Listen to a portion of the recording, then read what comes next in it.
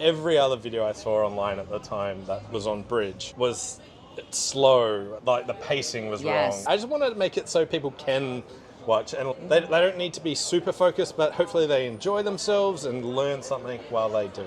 I've been like slowly trying to hone that and build on that.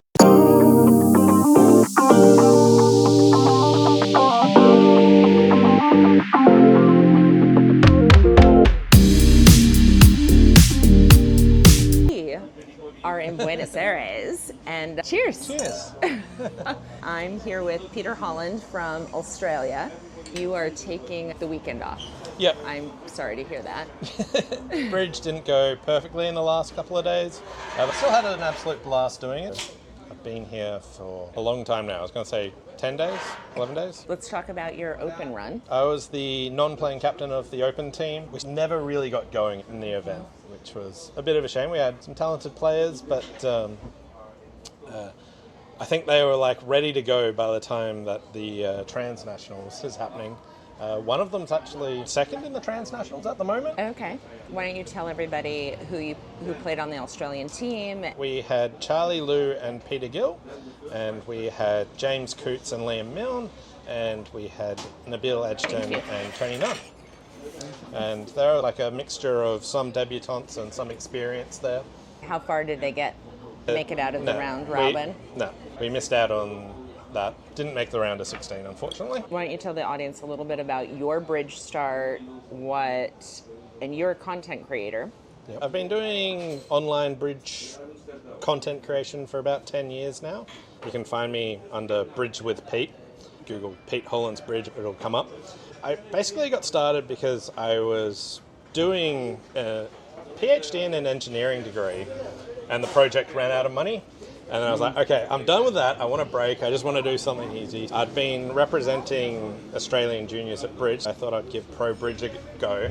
I just didn't want to do the normal trajectory of rock up, play professional bridge all day. I thought I'd do something a bit different. I thought about how I learned other games that I play, and all of them I would go on YouTube and I'd find someone who could play, and they would talk through how they'd play. And I was like, oh, okay, we'll give that a shot. So started that 10 years ago.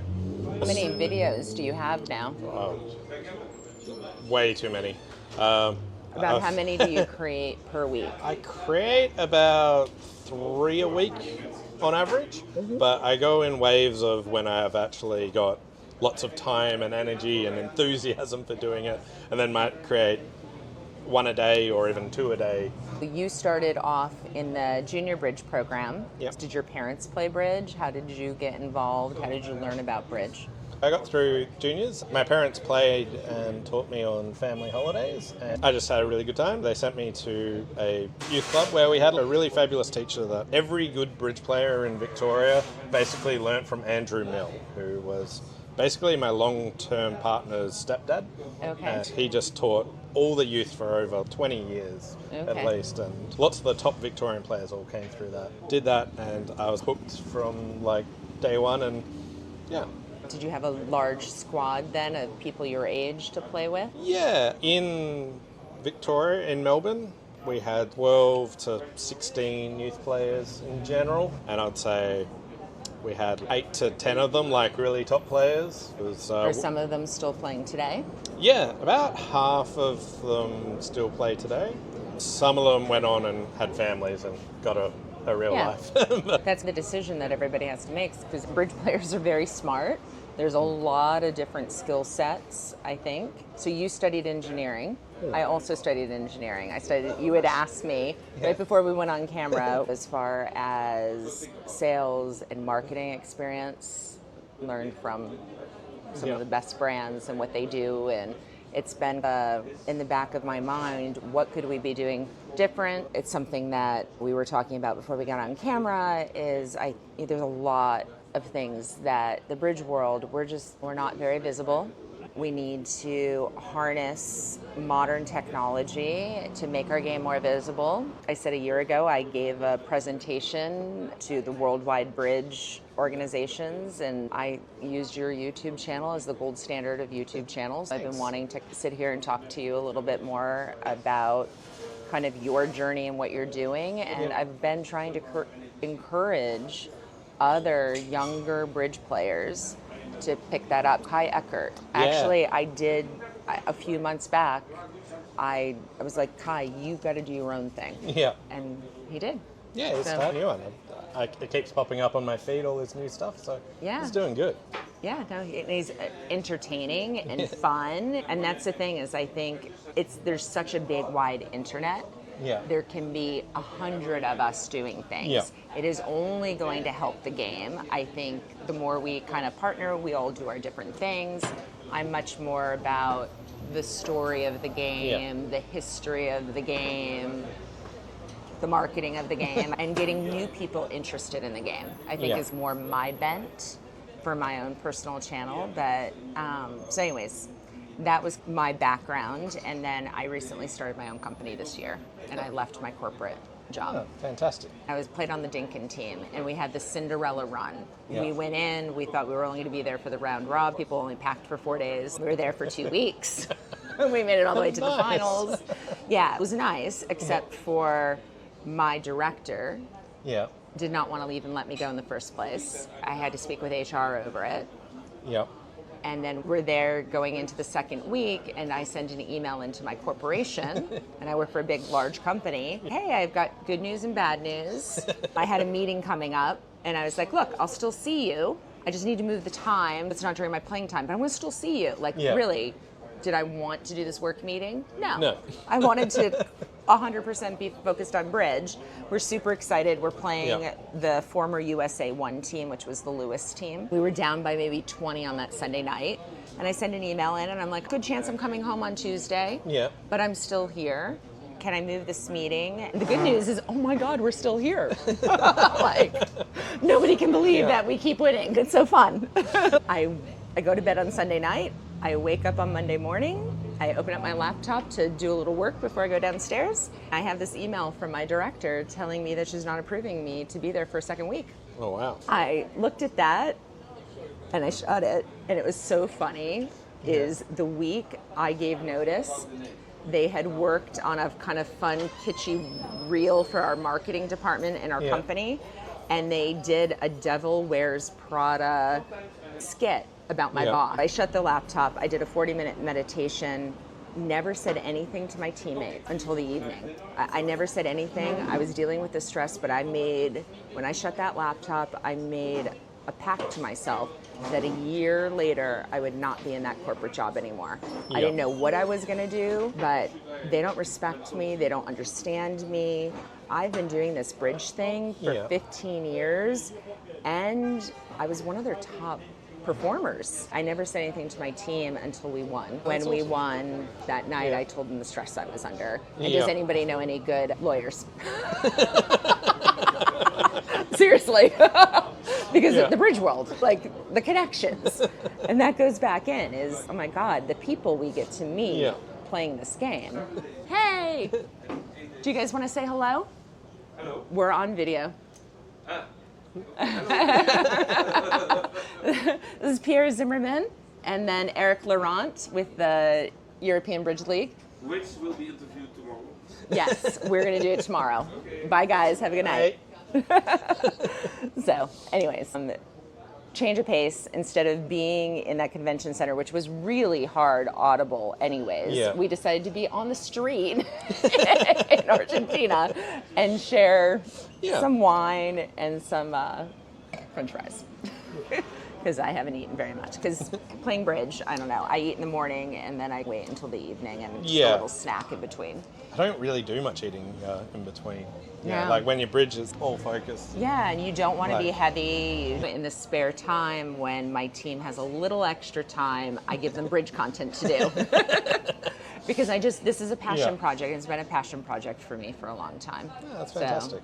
So, I wanted to hear a little bit more about your personal kind of content creation, YouTube channel.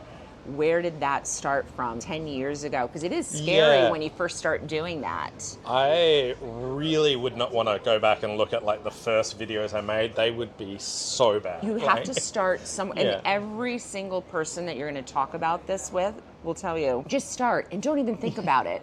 Each one get better at from the last one. You just do it naturally, you're going to get better. but everybody's first video, and I know some people with millions of subscribers, in talks that they do, they show the very first video they ever had, and it is pathetic. Like, and they're stuttering, and they're scared, and they look weird, and the lighting just bad. everything that could go wrong will go. You would just go through, and I was like, all right, I just wanted to like make it so people could enjoy themselves and watch, and not be a hassle. Every other video I saw online at the time that was on Bridge was slow, like the pacing was wrong. I just wanted to make it so people can watch, and they don't need to be super focused, but hopefully they enjoy themselves and learn something while they do. And I've been like slowly trying to hone that and build on that. It started off, it was not easy. I watched a bunch of videos of people that I wanted to emulate what they do. Who are the people that you think are gold standard? Yeah, I found people from esoteric people, that different categories. That there's a gaming channel where there's a guy called Day 9. He literally just spoke for 10 minutes explaining a story about how his car got stolen.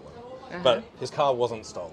He just left it somewhere. But like just the pacing and everything about it, and just like, and you're just the emotion that built with it. And you're like, oh wow, and then you felt every bit of it along the way. I was just like, if I could capture 1/10 of like how he delivered different stuff. When do you feel like you started to master that? How long did it take you? A long time. I've never been one to think that like I mastered it until I go back and look at something that was much worse. I don't think I ever really felt like I definitely mastered it. It just felt like I was inching better, and like even now I feel like I can do so much better still. And you know what?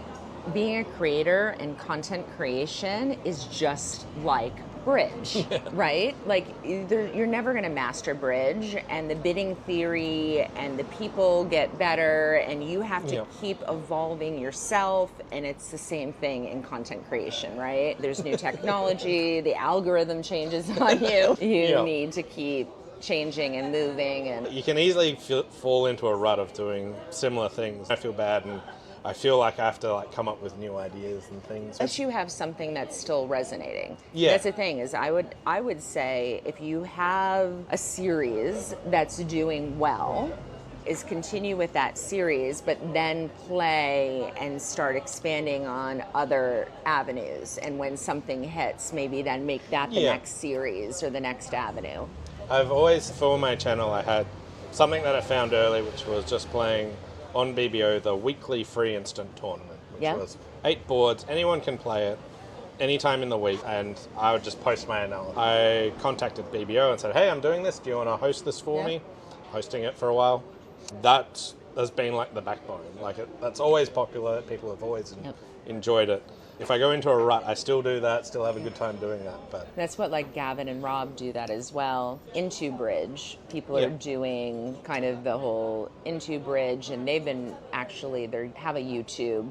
Yeah, Into Bridge is, I love what Into Bridge is doing. They're like coming up with new fun ways to play. Like when they came up with a super addictive mode of basically getting rankings into Bridge, like chess rankings, where you'd play one board, and if you beat someone, you could get I heard it was very addictive. Yeah, it was. I lost a month of my life to that.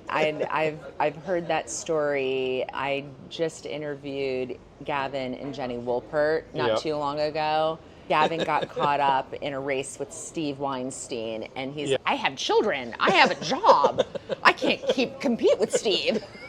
But he tried. He was at soccer games and trying to do it.